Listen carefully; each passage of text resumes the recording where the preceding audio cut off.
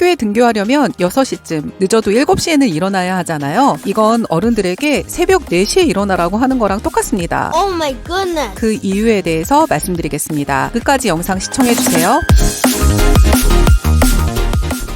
14세와 25세 남성의 24시간 성장 호르몬의 분비 패턴입니다. 이 두 사람의 성장 호르몬 분비 패턴은 같은 부분도 있고 다른 부분도 있어요. 25세 남성은 14세 청소년보다 성장 호르몬의 분비 파동수가 줄어들었어요. 그리고 한번 분비되었을 때 분비되는 양의 폭도 감소됐다는 것이 다른 점이죠. 청소년기에는 이렇게 성장 호르몬의 분비량이 많아지기 때문에 뼈의 급성장이 이루어지는 건데요. 그러나 잘 보시면 모두에게서 하루 중 수면 중에 최대량의 성장 호르몬의 분비가 일어나는 것은 같다고 볼 수 있어요. 이렇게 수면 중에 성장 호르몬의 분비량이 최대치로 분비되기 때문에 큰 키 성장을 위해서는 수면이라는 기회를 잘 활용해야 합니다. 그런데 잘 자고 싶어도 잠이 잘 안 오시죠? 나만 그럴까요? 아닙니다. 이 시기에 있는 또래 중 많은 분들이 같은 증상을 호소하고 있을지도 모릅니다. 그럼 왜 청소년기에는 이렇게 수면에 어려움을 겪는 걸까요? 미국의 수면재단에 따르면 10대는 밤에 최소 8시간의 수면이 필요하다고 합니다. 학교에 가려면 오전 6시나 늦어도 7시에는 일어나야 하잖아요. 그런데 8시간의 수면을 확보하려면 저녁 10시에서 11시에는 잠이 들어야 합니다. 그런데 학원에 갔다 와서 숙제하고 쉴 틈 없이 하루 일정을 빨리 끝내려고 해도 저녁 10시가 훌쩍 넘어가지 않아요? 설령 이 시간 내에 모든 하루 일과를 끝내도 누워서 잠을 청해보지만 잠이 잘 오지 않습니다. 왜 그럴까요? 자고는 싶은데 우리 두뇌가 잠을 잘 준비가 되어 있지 않기 때문입니다. 청소년기에는 신체의 생체 시계인 24시간 일주기 리듬이 재정비되어 이 변화된 일주기 리듬이 밤에 늦게 잠이 들었다가 아침에 늦게 일어나라고 알려줍니다. 청소년기에는 더 어린 아이들이나 어른보다 수면을 유도하는 멜라토닌 호르몬이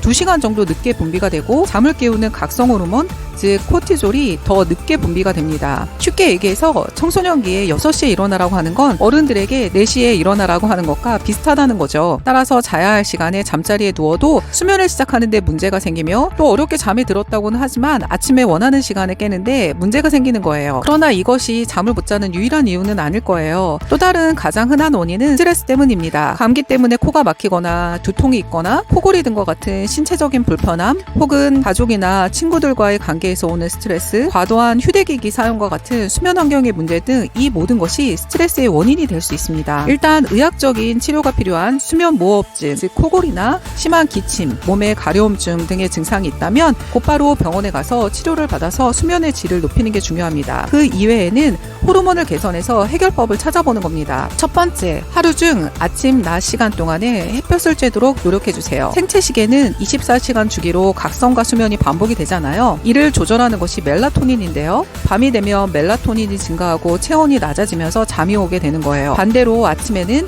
멜라토닌의 분비가 급격히 줄고 체온이 높아집니다. 멜라토닌은 햇볕의 영향을 받아요. 햇볕이 눈을 통해 우리 뇌를 자극하게 되면 멜라토닌 생성을 억제하게 되는 거예요. 따라서 충분한 햇볕은 저녁 시간에 숙면을 돕게 됩니다. 두 번째, 되도록이면 일정 시간에 잠이 들고 일어날 수 있도록 해주세요. 주말이라도 이 정해진 시간에서 한두 시간은 벗어나지 않도록 해주세요. 말씀드렸다시피 우리 몸은 24시간 주기로 호르몬이 분비되어서 생체 리듬을 만들기 때문에 억지로 일정한 수면 패턴을 만들면 우리 몸의 호르몬 또한 신체 행동을 따라서 주기적인 호르몬 패턴을 갖게 됩니다. 이런 행동이 반복이 되면 저절로 우리 몸은 자야 하는 시간에 수면을 유도하는 호르몬이 분비가 되고 깨야 할 시간에 각성 호르몬을 분비하게 됩니다. 파블로의 실험에 대해서 들어보셨나요? 개에게 음식을 주면 타액이 분비되지만 종소리와 같은 음식과 관계가 없는 자극을 주게 되면 타액이 분비되지 않죠. 이거는 당연한 반응이죠. 파블로는 개를 대상으로 실험을 하게 됩니다. 파블로는 종소리를 들려준 직후에 개에게 음식을 주었습니다. 당연히 개는 침을 흘리겠죠. 그리고 종소리 직후에 음식을 제시하는 것을 몇 차례 반복하게 됩니다. 그랬더니 실험의 마지막 단계에서는 개가 종소리만 들어도 타액이 분비된다는 겁니다. 이것을 조건 반응이라고 하는데요. 이와 비슷하게 일정한 시간 패턴을 인위적으로 만들어주면 우리 몸은 저절로 그 조건이 들어왔을 때 반응을 하게 되는 겁니다. 다음으로 규칙적인 운동을 하세요. 규칙적인 운동은 더 나은 수면에 도움이 됩니다. 아주 격렬한 운동을 수면 직전에 하시는 것만 피해 주시면 됩니다.